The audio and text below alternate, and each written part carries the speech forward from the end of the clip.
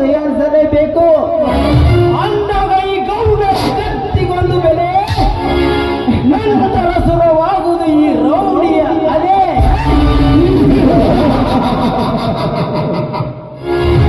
ಅದೇ ಈ ಗೌಡರ ಮನೆತನಕ್ಕೊಂದು ಕಲೆ.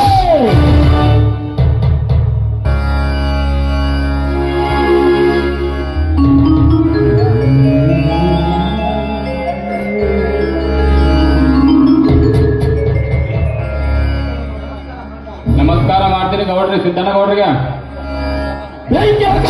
ನಮಸ್ಕಾರಕ್ಕೆ ಕರಲಿಕ್ಕೆ ಗಳಿಸಿದರೆ ಈ ಗೌಡರ ಮಾತಿಗೆ ಕಿಮ್ಮತ್ತಿಲ್ಲದೆ ಇಷ್ಟೊಂದು ಲೇಟವಾಗಿ ಬರ್ತೀಯ ಬರೋಣ ನಮಗನೆ. ಎಷ್ಟು ಸೊಕ್ಕು ನಿನಗೆ? ಆ ಸೊಕ್ಕು ಒಳ್ಳೇದಲ್ಲು ತಮ್ಮ. ಬೆಕ್ಕಿನ ಗತಿ ಕಣ್ಣು ಮುಚ್ಚಿ ಹಾಲು ಕುಡಿಬೇಡು. ನಮ್ಮ ಗೌಡರು ಕೂಡ ನಡ್ಕೋದು ಕಲಿ. ಕಂಡ್ರೆ ಒಳಗ್ ಹಾಕಿ ಹೊರತಾನ. ಹುಷಾರ್.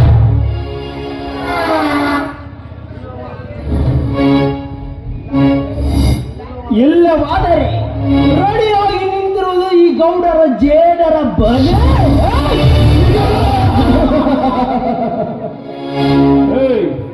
ಈ ತಾಳಿ ಬಂದಿರೋದು ಏನಂಬುದು ಹೇಳ್ರಿ.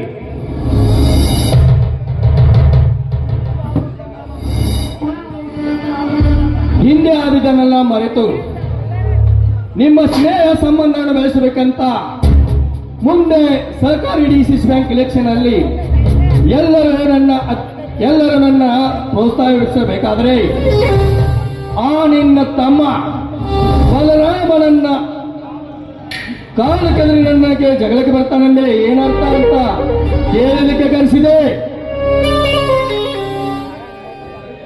ಅದೇನು ಹೇಳಿ ಗೌಡ್ರೆ, ಆ ಕಾರ್ಯವನ್ನ ಸುಗಮವಾಗಿ ಮಾಡೋಣ. ಅದರಲ್ಲಿ ಅಭಿಪ್ರಾಯ ಬಂತು ಗೌಡ್ರೆ. ನಾವೇನ್ರು ಒಂದೇ ಊರಿನವರು, ಒಂದೇ ಮಣಿತನದ ತರ ಬದುಕಿ ಬಾಳಿದವರು. ಈ ನಿಮ್ಮ ಮಾತನ್ನು ನಾನು ನಡೆಸಿಕೊಡ್ತೀನಿ. ಹೇಳಿ ಏನಂದು? ರೇ ರಾಮಲಿಂಗ, ಹೇಳಿಕೊಳ್ಳದೆ ಹೋದರೆ ಮುಂದೊಂದು ದಿನ ಮಹಾನಂದ ಕಾಂಡೆ ಇಲ್ಲಿ ನಡೆದಾಗ ನಮ್ಮ ಗೌಡನ್ಯಾಕ ನಮ್ಮ ನಾಯಿ ಕೂಡ ನಿನ್ನ ಮಾತನ್ನು ಕೇಳಲ್ಲ. ವಿಚಾರ ಮಾಡು. ಏ ಕ್ರಿಯಾ, ವಾದ ವಿವಾದ ನಡೆಯುವುದು ಗೌಡನ ಬಗ್ಗೆ ಬಲರಾಮನ ಬಗ್ಗೆ. ನೀನು ಸುಮ್ಮನೆ ತಲೆ ಹಾಕದೇ ಇರು. ಹನುಮಂತ ಅಂತ ನಾವು ಭಾಗವಹಿಸ್ಲಿಕ್ಕಂದ್ರ ಆ ಲಂಕಾದಾವನ ಅಶೋಕವನ ಸುಡ್ತೇನೋ ತಮ್ಮ. ಈ ಭಾಗವಹಿಸ ನೀನು ಅದಕ್ಕೆ ಮೊದಲ ಸುಟ್ಟು ಎಣ್ಣ.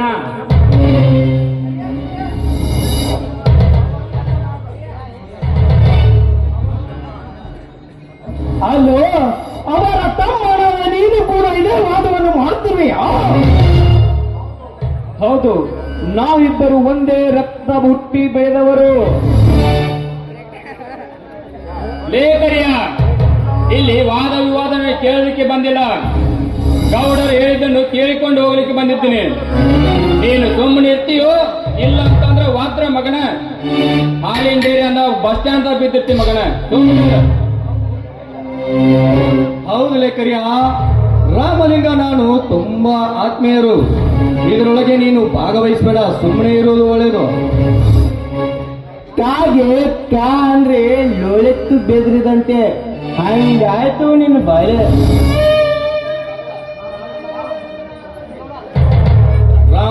ರಾಮಲಿಂಗ, ಮುಂದಿನ ವಾರದಲ್ಲಿ BDCC ಬ್ಯಾಂಕ್ ಚುನಾವಣೆ ಇದೆ. ಅದರಲ್ಲಿ ನಾನು ಅಭ್ಯರ್ಥಿಯಾಗಿ ನಿಲ್ಲಬೇಕಾದರೆ ನಿನ್ನ ತಮ್ಮ ಇನಾಕಾರನ ಕಾಲು ಕೆದರಿ ಜಗಳಕ್ಕೆ ಬರ್ತಾ ಇದ್ದಾನೆ. ಅವನಿಗೆ ತಿಳಿಸಿ ಬುದ್ಧಿವಾದ ಹೇಳು.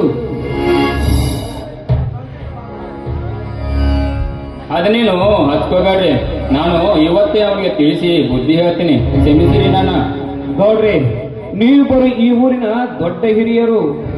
ನೀವು ಎಲ್ಲರನ್ನೂ ಸರಿಸಮನಾಗಿ ನೋಡೋದು ನಿಮ್ಮ ಧರ್ಮ. ಅದನ್ನು ಬಿಟ್ಟು ಸಣ್ಣ ಹುಡುಗರ ಜೊತೆ ನೀಸೆತ್ತಿರುವುದು ಸರಿಯಲ್ಲ, ತಿಳಿದುಕೊಳ್ಳಿ. ಎಲ್ಲ ನನಗೆ ಬುದ್ಧಿವಾದ ಹೇಳಷ್ಟು ಬೆಳೆದಲ್ಲೇ ಮಗನೇ. ರಾಮಲಿಂಗ, ಇವನಿಗೂ ಸ್ವಲ್ಪ ಬುದ್ಧಿವಾದ ಹೇಳು. ಅವ್ರಿಗೆ ಬುದ್ಧಿಗೇಡಿ ಅಂತಾರೆ, ಅದ್ನೇನು ಹತ್ಕೋಬೇಡ್ರಿ, ನಾನು ಹೇಳ್ಕೊಂತೀನಿ ಗೌಡ್ರೆ. ಅಷ್ಟು ಮಾಡಿದ್ರೆ ನನಗೂ ಸ್ಕೇಮ, ನಿಮಗೂ ಸ್ಕೇಮ. ಆಯ್ತು ಗೌಡ್ರೆ, ನಾವಿನ್ನು ಬರ್ತೇವಿ. ಮಾತಮ್ಮ, ಹೋಗೋಣ.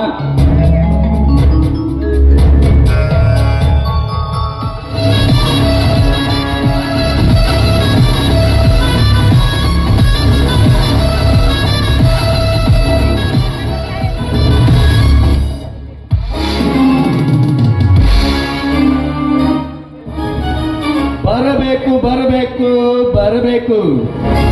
ಹೋಗಲೇ ಹೋಗು ರಾಮಲಿಂಗ, ಹೋಗು.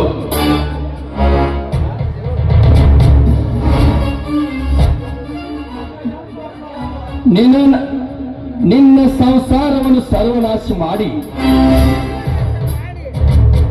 ನಿನ್ನನ್ನು ಬೀದಿ ಬಿಕಾರಿಯನ್ನಾಗಿ ಮಾಡದಿದ್ದರೆ ಈ ಸಿದ್ದನಗೌಡ ಪೊಲೀಸ್ ಪಾಟೀಲ್ನೇ ಅಲ್ಲ. ಎಚ್ಚರಿಕೆ ಇರಲಿ.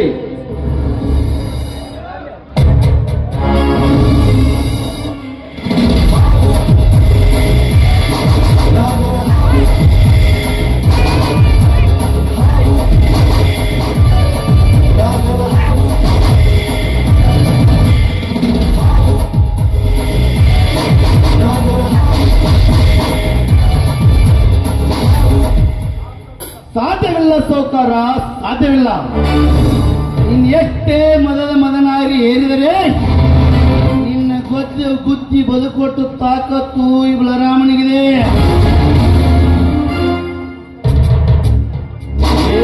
ಬಡಬಿಕಾರಿ ನನ್ನ ಮಗನೇ, ನನ್ನ ಮನೆಗೆ ಬಂದು ನನಗೆ ಮಾತಾಡುತ್ತೀಯಾ? ಇಲ್ಲಿಂದ ಜೀವಂತವಾಗಿ ಹೋಗುವುದನ್ನು ನೋಡಿಕೋ. ಹೆಣ ಬೀಳುತ್ತೆ ಮಗನೇ, ನಿಂದ ಹೆಣ. ಇಂಥ ಸಾವೇ ನನ್ನ ಬೆಂಡಿ ಕಟ್ಟಿ ಬದುಕೊಟ್ಟು ತಾಕತ್ತೆ ನನಗಿದೆ. ಅಂದಾಗ ಇಂಥ ಸಾವಿಗೆ ಹೆದರೋಣಲ್ಲ ಪುಂಡ ಬಲರಾಮ. ನಾನೇ ಗಂಟು ಹುಳಿ ಎಂದು ಸಟ್ಟು ಹೊಡೆದು ಬಂದರೆ ಮಗನೇ, ನಿನ್ನ ಸಟ್ಟು ಹೊಡೆದ ತೊಡೆಯನ್ನು ಮೊದಲು ನನ್ನ ಕಾಲ ಚಪ್ಪಲಿ ಮಾಡಿಕೊಳ್ಳುತ್ತಿದ್ದರೆ ನಾನು ಸಿದ್ದನಗೌಡ ಪೊಲೀಸ್ ಪಾಟೀಲ್ನೇ ಅಲ್ಲ.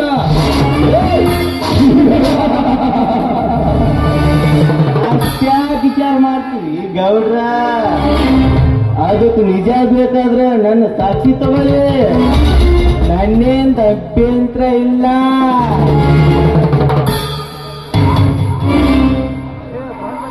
ಅಕಸ್ಮಾತ್ ನೀವು ಬಿಟ್ಟರು ನಾವು ಬಿಡೋರಲ್ಲ, ಏಕೆಂದರೆ ನಾವು ಈ ಗೌಡರ ಆತ್ಮ ಸ್ನೇಹಿತರು.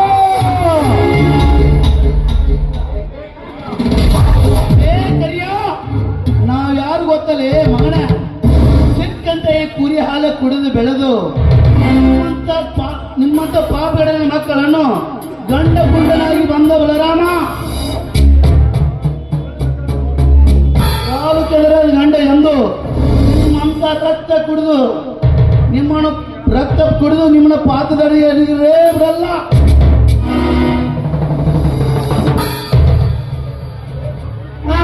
ಲೇ ಸೊಕ್ಕಿನ ಮಗನೇ, ನನಗೆ ಬಂದು ನನಗೆ ಸಟ್ಟು ಹೊಡೆದು ಮಾತಾಡ್ತೀನಿ ಮಗನೇ.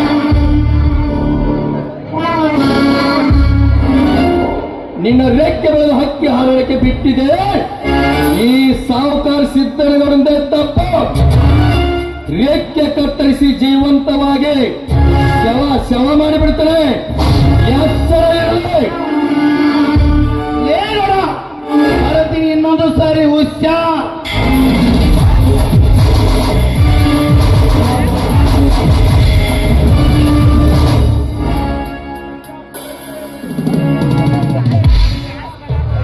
ಹೋಗಲೇ ಹೋಗಬಲ್ಲರಾಮ. ಅಂದು ಕೂಡಿದ ಸಭಾಂಗಣದಲ್ಲಿ ನನಗೆ ನಮ್ಮ ಕರೆಯ ನಾಟಿ ಕಡಿವಿ, ನನಗೆ ತೊಡೆ ತಟ್ಟುತ್ತೀಯ ಅಂತ ಅಂದರೆ ಆ ನಿನ್ನ ತೊಡೆ ತಟ್ಟಿದ ತೊಡೆಯನ್ನು ಮುರಿದು ನನ್ನ ಕಾಲ ಚಪ್ಪಲೆಯನ್ನಾಗಿ ಮಾಡಿಕೊಳ್ಳುತ್ತಿದ್ದರೆ ನಾನು ಸಿದ್ದನಗೌಡ ಪೊಲೀಸ್ ಪಾಟೀಲನೇ ಅಲ್ಲ. ಲೇ ಸತೆ,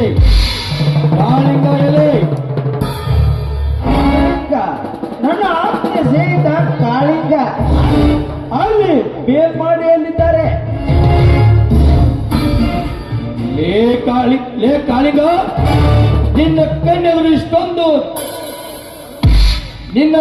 ಇಷ್ಟೊಂದು ಕಡುವಾಗಿ ನೋಡ್ಕೊತಿದ್ರು, ಸುಮ್ಮನೆ ಕೂತಿದ್ಲೇ ಅವೇಕೆ?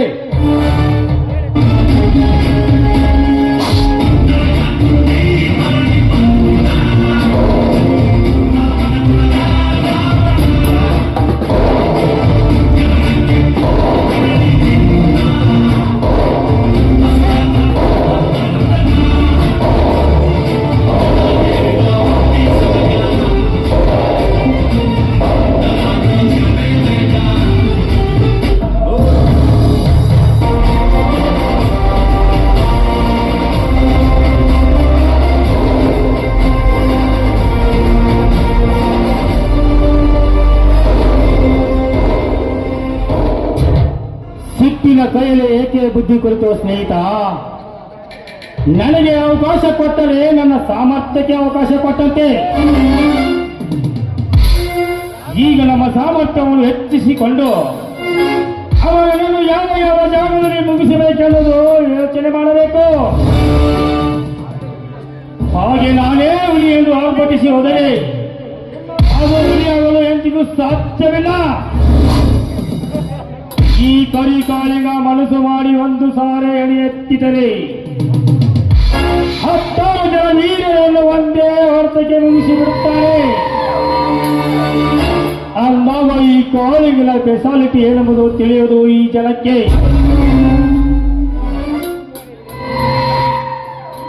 ಕಾಳಿಂಗ, ನೀನು ಇಷ್ಟೊಂದು ಬಲಶಾಲಿ ಎನ್ನುವುದು ನನಗೆ ತಿಳಿದಿರುವುದಿಲ್ಲ. ಬಗಲುನಾಯಿ ಕಚ್ಚುವುದಿಲ್ಲ, ಕಚ್ಚುನಾಯಿ ಬಗಲುವುದಿಲ್ಲ. ಸಂತೋಷ ಕಾಳಿಂಗ, ಸಂತೋಷ. ನಿನ್ನ ಮಾತಿನಲ್ಲಿ ಬಹಳ ಅರ್ಥವಿದೆ. ಆ ಬಲರಾಮ ಮತ್ತೆ ಅವರ ಅಣ್ಣ ರಾಮಲಿಂಗ ನನ್ನ ಎದುರಿಗೆ ತುಂಬಾ ಕಠೋರವಾಗಿ ನಡ್ಕೊಳ್ಳುತ್ತಿದ್ದಾರೆ. ಅವರಿಗೆ ಮುಂದೆ ಏನಾದರೂ ಒಂದು ಗತಿ ಕಾಣಿಸಲೇಬೇಕು. ಅದು ನನ್ನ ಆತ್ಮ ಸ್ನೇಹಿತ ಕಾಳಿಂದ ಸಾಧ್ಯ ಎಂದು ನಾನು ತಿಳಿದುಕೊಂಡಿದ್ದೇನೆ. ಇದಕ್ಕೆ ನಿನ್ನ ಅಭಿಪ್ರಾಯ ಏನಂತೀಯ ಕಾಳಿಗ? ಅಭಿಪ್ರಾಯ ಏನು ಬಂತು ಗೌಡ್ರೆ? ನಾನು, ನೀವು ಮತ್ತು ನಮ್ಮ ಕಾಳಿಗ ಒಂದಾಗಿದ್ದರೆ ಈ ಸೃಷ್ಟಿಯೇ ನಮ್ಮ ಮುಷ್ಟಿಯಲ್ಲಿ ಇದ್ದಂತೆ. ಆಗ ನೀವೇ ಇಂದ್ರ, ನಾವು ದೇವತೆಗಳು. ಏನಂತೀರ ಗೌಡ್ರೆ? Good point. ಲೇಸಟಿ ಏನ್ರಿ ಗೌಡ್ರೆ? ಕ್ಲಬ್ಗೆ ಎಲ್ಲ ವ್ಯವಸ್ಥೆ ಮಾಡಿಲ್ಲ ತಾನೆ? ಎಲ್ಲ ಏರ್ಪಾಡು ಮಾಡೀನ್ರಿ. ಹಾಗಾದರೆ ಕುಡಿಯಲು ನರ್ತಕಿಯನ್ನು ಕರೆಸೋಣ. ನಾವು ಗೌಡ್ರ ಕರ್ಸೋಳ್ರಿ. ಗೌಡ್ರ ನಿಮಗಿಂತ ಹೆಚ್ಚಿದ್ದೈತೇನ್ರಿ?